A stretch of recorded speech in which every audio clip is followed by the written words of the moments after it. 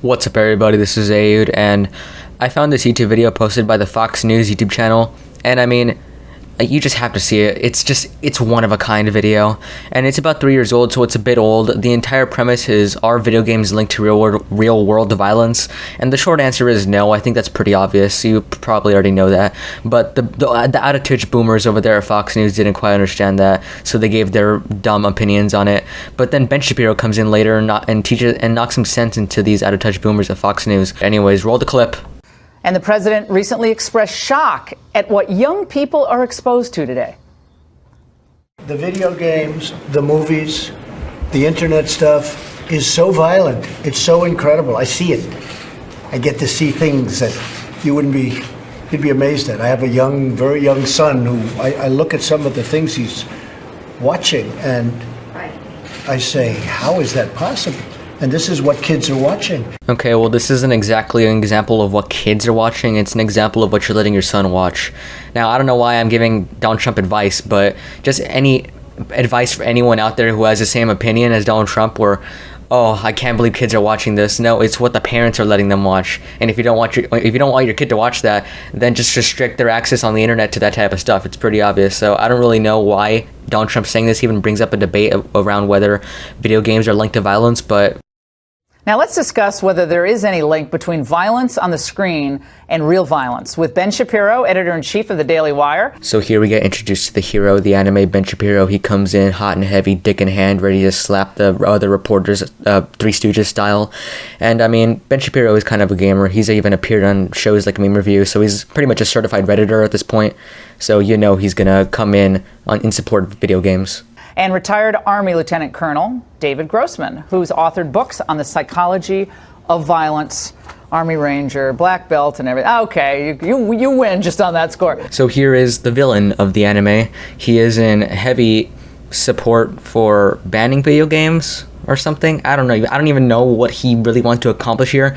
All his argument is based on the fact that violent video games are linked to violent behavior. That's his entire dumbass argument that he's forged with one of his brain cells. Anyways, here's why. Let's start with you, David, because some of these games are really wild. I mean, they're pretty graphic, pretty gory. You know them, Call of Duty. I don't do any of these, but like Grand Theft Auto. Yeah, they're simulated violence. It's a criminal simulator, a murder simulator. Yeah, Evan. Criminal simulator, murder simulator. You hear that, gamers? That's all Grand Theft Auto is. Nothing more, nothing less. I'm like 90% sure that this guy hasn't even played the Grand Theft Auto games. Like, come on, dude. At least play the Grand Theft Auto games before you come in ranting about how they're murder simulator and criminal simulators. Like, come on. The Norway killer trained on those. He said he trained on them. 69 dead on an island in Norway, and he spent a year training on video games to prepare himself for his crime. The killer in Florida, he spent 15 hours a day on violent video games. The most all-consuming, all-pervasive thing in this guy's life are these violent video games. Okay, so I don't even know why he brings up the fact that murderers have played video games. Like, that's like saying, okay, all murderers have drank water. We need to ban water. Water is terrible. It's allowing these murders to continue. It's such a dumb argument. So many people play video games and they don't murder people. So I don't even know why he's bringing this up. I don't know what point he's making, but it's just so idiotic. Ben Shapiro, I know you're skeptical about a link. Okay, my homeboy Shapiro is gonna come in here and teach this guy a lesson. Okay, let's go. Ben Shapiro, come on. Don't let me down here. Come on, you can do it. Well, I mean, I'm not supremely worried about it just because the consumption of these violent video games has been going up continuously since the early 90s, and yet youth violence has been going down since the early 90s. The correlation actually doesn't fit. As far as individual instances, I mean, you can find patterns in very sporadic instances among virtually all data sets, but there's some pretty mixed data about this. It's true that the government Psychological Association recommends that since the early 90s, the correlation actually doesn't fit. Stepping in 2011, there was a moral institution for the statute of the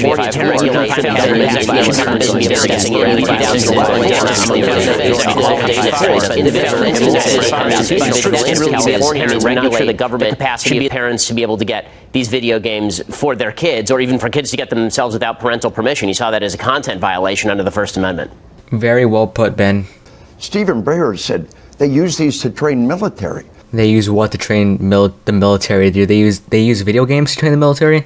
Because I'm 90% sure that the military is not using Grand Theft Auto, which a lot of people play, to train the military. So I don't even know why he's bringing up that they use video games to train the military, apparently. his arguments are just so weird. For young children to continually see images of heads exploding, chests opening up, you talked about the immorality of all of this.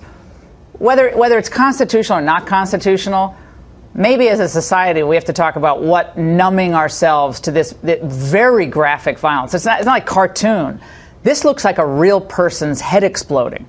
And it's over and over and over again. And you're doing it 10 hours a day and you're playing with people in other countries. That's where you're getting your stimulation. And boys need to be outside playing. They need to be doing physical stuff. Instead, they're sitting there on these screens all day. I just don't see how any of that's good. Okay, so we have a lot to unpack here. So I agree that continually seeing 10 hours a day someone's head exploding that looks extremely realistic is probably not good for a young person's developing brain. However, I don't know what she's arguing for or against. Like, that's not the game's fault. It's not a game's fault that there's a young boy continually seeing violent content. Why did the mother buy this game for her kids? That's the question. Why is this kid seeing so much violence?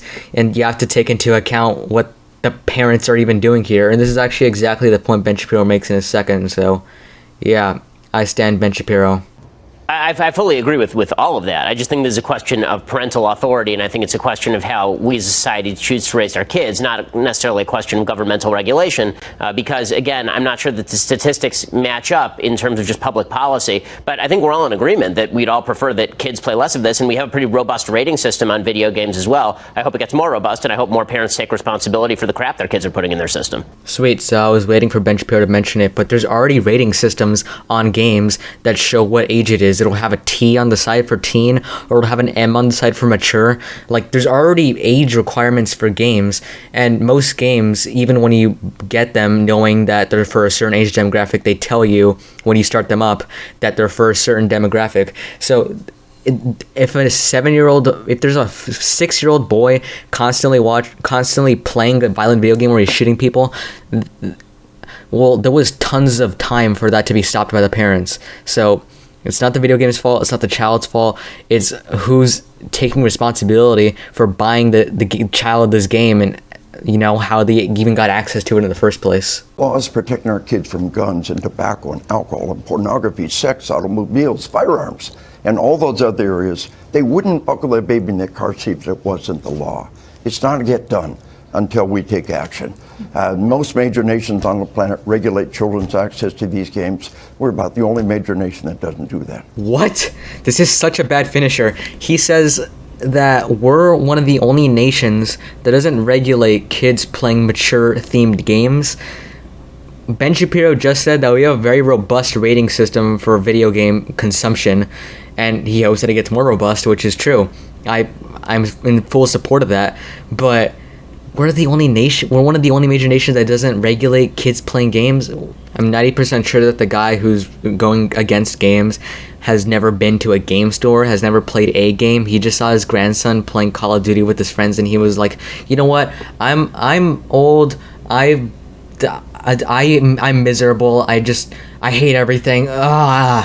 So yeah, it's kind of sad to see, a veteran who served his country, getting so many things wrong, and it's quite sad to see. Anyways, I hope you enjoyed this video, and I'll see you all in the next one. Goodbye.